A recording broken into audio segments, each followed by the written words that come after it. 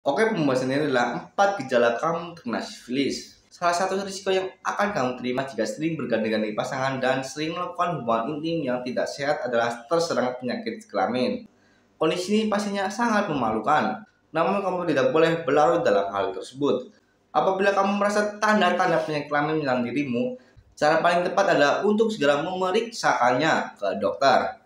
Nah, berikut ini akan dibahas salah satu penyakit kelamin menular yaitu sifilis atau raja singa. Sifilis ada penyakit yang bisa juga disebut infeksi menular seksual atau IMS, dan penyebarnya paling umum akibat hubungan intim dengan orang yang sudah terinfeksi penyakit ini. Namun penyakit ini juga ternyata dapat menyerang seseorang melalui cairan tubuh penderita, yaitu darah.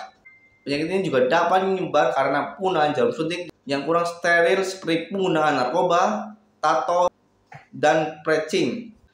Bahayanya lagi, penyakit ini juga dapat ditularkan oleh ibu kepada bayi di dalam kandungan. Seperti yang sudah disebutkan sebelumnya, cara paling ampuh adalah segera memeriksakan diri saat gejala penyakit sifilis muncul. Gejala penyakit sifilis dapat terlihat beberapa minggu setelah bakteri Treponema pallidum masuk ke dalam tubuh. Nah, ini gejala yang akan muncul pada penyakit sifilis. Yang pertama, fase primer. Dalam tahap ini, gejala yang akan timbul adalah luka pada alat kelamin dan di sekitar mulut. Tampilan dari lukanya pun berbentuk seperti gigitan serangga tanpa rasa sakit dan bertahan selama 1 hingga 2 bulan. Dalam tahapan ini pun menular akan sangat mudah terjadi akibat hubungan intim. Yang kedua, fase sekunder. Tahap ini muncul sekitar 1 hingga 6 bulan.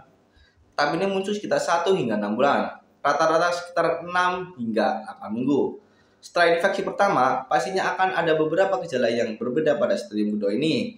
Ruang kemerahan bisa muncul tanpa disertai rasa gatal di bagian-bagian tertentu, seperti telapak tangan dan kaki, atau area lembab seperti scrotum atau bibir misfi. Yang ketiga, fase laten. Jika pengobatan masih belum tuntas atau tidak dilakukan sama sekali, maka akan masuk ke dalam tahap laten ini. Ini adalah tahapan setelah seseorang terinfeksi dalam ruang pada tahap sekunder hilang. Bisa saja gejala bertahan hingga 1 tahun atau bahkan 5-20 tahun.